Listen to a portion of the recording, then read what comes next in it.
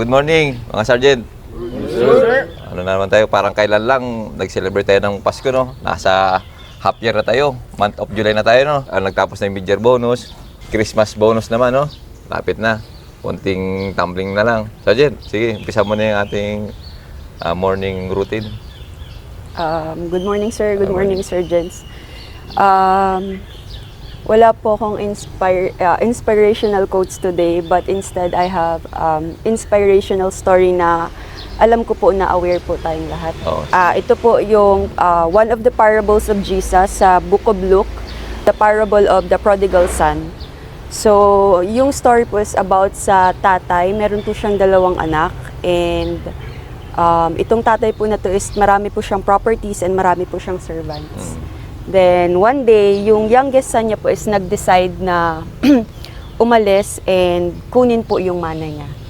So, ginastos po nung youngest son yung mana po na nakuha niya sa tatay niya para sa sugal, sa alak at sa pambababae. And then one day, nagkaroon po ng famine dun po sa country nila or tagutom.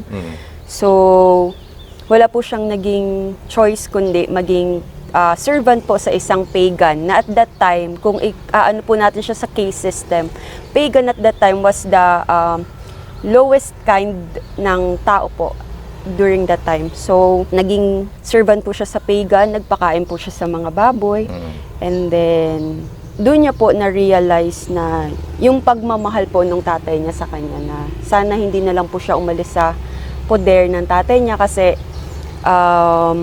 way back po nung kinukuha niya yung mana niya and aalis na siya sa tatay niya, hindi po siya pinayagan ng papa niya kasi alam niya po na ganun din yung mangyayari. So habang nagpapakain po siya ng baboy, dun niya po naisip yung pagmamahal ng tatay niya and na-realize niya na gusto niya na po umuwi po sa kanila para po bumalik. Pero gusto niya pong bumalik bilang maging servant sa tatay niya instead na maging anak. So, bumalik po siya sa tatay niya, then pagbalik niya po, malayo pa lang, tanaw na siya ng tatay niya, nakilala na po siya agad ng tatay niya, and malayo pa lang, nagsiselebrate na po yung tatay niya sa pagbalik niya. So, tinanggap po siya ng tatay niya, nag-celebrate po yung tatay niya, nagkaroon po ng feast, and ayun po. So, ano po yung moral po ng story is about sa kung gaano po kalawak at gaano kalalim yung pagmamahal ni Lord po sa atin bilang anak niya, na kung tayo man po ay magkamali, siya po ay willing po tayong tanggapin as long as tayo po ay nag-repent and tanggapin po natin na tayo po ay nagkamali. So, bilang police officer po, tayo ay prone sa napakaraming temptation sa mundo. So, hindi lang po lust, hindi lang po sa pera, pero napakarami pong temptation. Sana po maging ano po natin ito na si Lord po is willing po siya tayong tanggapin, magkamali man po tayo. Yun lang po. So, napakagandang istorya niyan. Actually, yung istorya na yan, gabi-gabi kong kinukwento sa mga anak ko. Paborito nila yan. Bago matulog, kinukwento ko yung istorya yan. Pero, may konting twist yung istorya na yan. Kumbaga, sabi nga, kapag nagkasala ka, humingi ka lang ng pasyensya o apology, patatawarin ka ng nagawan mo ng kasalanan. Ganun naman ang sabi nga nila, kung ang Diyos ay marunong magpatawad, siyempre, paano pa kaya ang tao? Ganun yan, napakagandang istorya niyan. Sige, dako naman tayo sa next mo. Sa trivia, sir. Oh, trivia. Ang trivia ko po is, since ako po ay taga Mindoro, about po sa Mindoro yung trivia. Sige. Proud Mindoreño. Mindoro, sige. Opo. So, alam niyo po ba na ang... Hindi pa. Sige. Alam niyo po ba na ang Philippines during Asian times has no name. So, wala po tayong sariling pangalan as a country ng Philippines.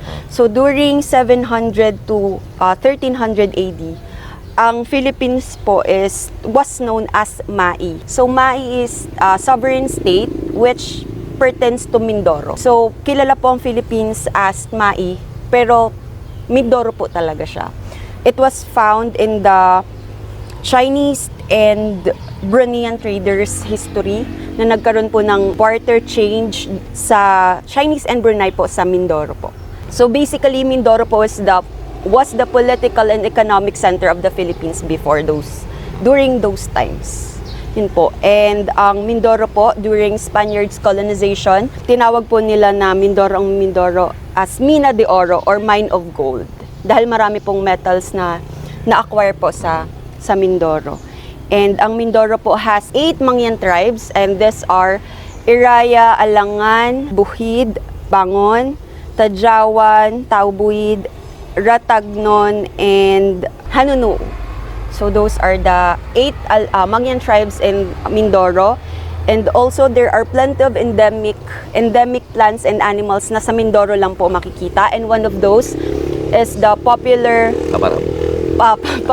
tamaraw or the Bubalus Popular. mendorensis na before, during October 2011, nung we visited the Tamaraw Gene Pool, the unit for organization na nagpo-protect sa Tamaraw, meron lang po silang population at that time na 200 plus. But right now, fortunately and thankfully, through the help of international organizations, nasa 500 plus na po yung population ng Tamaraw, which is still extremely high risk pa rin po na sila sa extinction. So, also, sa Mindoro po matatagpuan ng second largest reef, which is Apo Reef po. So, yun lang po. Para sa trivia. Sa police operational procedure naman po, today I'll discuss the rule number 6, which is the requirements during police operations. So, there are 3. So, the first one is the basic requirements. That includes the first one during checkpoint, roadblocks, demolition, civil disturbance management, seize and seizure, and arrest. The first one should have marked vehicle. So, Always. yun po. Pangalawa, it should be led by an officer. And the third one should, the personnel during this operation should wear the prescribed uniform. So, the second one, the use of megaphones and or similar instruments po. So this will be used for interventions and used as a warning for to peacefully make the offenders or suspects surrender. So the third one po is warning shots are prohibited. So during interventions po, during these operations. Yun po, for the POP or the Police Operational Procedure. So, sa joke naman. So. Ayos, nag-aral no? No? Nag-aral, sa susunod yung tatayo rito, dapat nag-aral din ha? Okay. So, yung hinihintay ng lahat. Yan. Wali, sir. Ha? Wali. Ano wali? Meron yan. Meron yan. Sige. Tatawa kami kahit... Tatawa na nga sir. Natatawa na sila. Sige na. Kaninong paa, sir, yung 5 daliri pero hindi sa akin? Kaninong paa yung 5 daliri pero hindi sa'yo? Apo. Kanino? Sa inyo, sir. Iwan. Ayoko na. Di ba mali? Hindi, ano mo yun? Hindi. 5 daliri. Ba't hindi naman 6 daliri ko ah? Kaya nga, hindi nga sa akin. Sir, Hindi, hindi 4 sa'yo, lang sa'yo. sir. 4 lang sa'yo. Hindi, sir. Sabi niya, sir, wali, sir eh. Ulitin mo, sama. Wali nga, sir. Isa pa. Hindi nag-aral na ng joke. Yung inaba ka ng tropa, jokes. Sige, isa pa, last. Kaninong pa yung 5 daliri pero hindi sa akin? Sa akin. Ay, nasabi niyo na, wala na. Yun na yun. Yun na nga yun, sir. Kaninong para hindi ko maintindihan eh. Wala, sir, hindi naman siya sir, parang logic nga, sir. Cut nyo yun, sir, cut nyo. Hindi, wala, sige. Ulit tayo, wala yun. Siyempre, Baka babasag. masayang. Oh my gosh. Cut nyo yun, sir, Oo, cut. sige, okay lang yan. Hindi ko ma-gets ba kung ano yung pinaka, doon. Kasi 5 rin daliri ko, 5 rin daliri mo. Unless 6 daliri mo. Hindi nga sa akin, sir, sa'yo, sir. Ba't ilang daliri mo? 5 din, sir. Di sa'yo rin yun. Sige. Next joke mo tayo, sir. Sige, next joke. Bakit itinayo ang estatwa ni Rizal, sir? Bakit? Kasi pangit daw pag nakahiga. Wali. Isa pa. Bakit daw po itinayo yung estatwa ni Jose Rizal? Bakit? Kasi pangit daw pag nakahiga. Inulit mo lang eh. Mali nga, sir. Isa pa joke. Sige, isa pa. Last na to, sir. Oh, sige, last na. Anong sabi ni Baby Ulan kay Tatay Ulan? Ano? Tay, ambun ba ako? Ambon?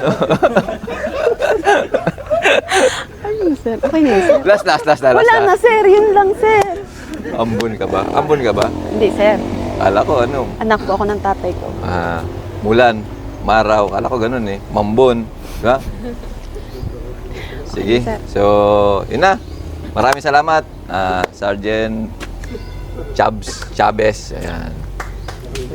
Palakpakan natin si Sergeant Chavez. Nag-aral, no? So, okay, mamaya, no, yung ano natin, yung laro natin.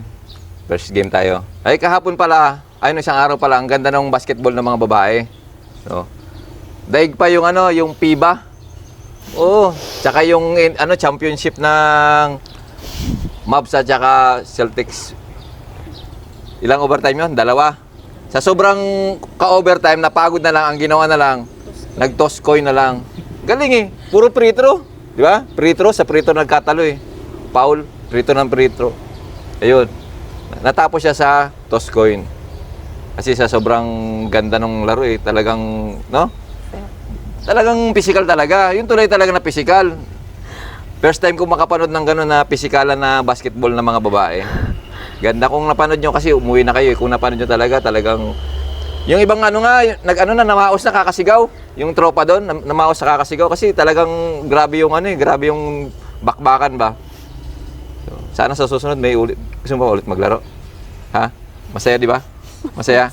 Masaya ba? Yes, sir. Oh, si Sabs, naka-shoot si Sab eh. Yes, sir. Free throw ba yung na-shoot mo? O ano? 2 Bowler points? yan, sir. 2 points? 2 points. Oh, 2 points naka-shoot si Sab. Bowler yan, sir. Palakpakan si Sab, naka-shoot. 2 points. So, sige, okay. Bukas naman ulit. Sinong bukas? Ako, sir. Oh, mag-aral ka ha. Galingan mo. Sige. So, okay. Good morning, Sergeant. Kung nga patapusin do ang video nga dya, matamang salamat kanindong tanan. Bilang suporta ka naman, patigayon ka mag-subscribe sa mong YouTube channel, Jason Tesorero. Pati gayong pinduton ang notification bell para lagi kamo updated sa among mga bagong upload. Matamang salamat. Abli!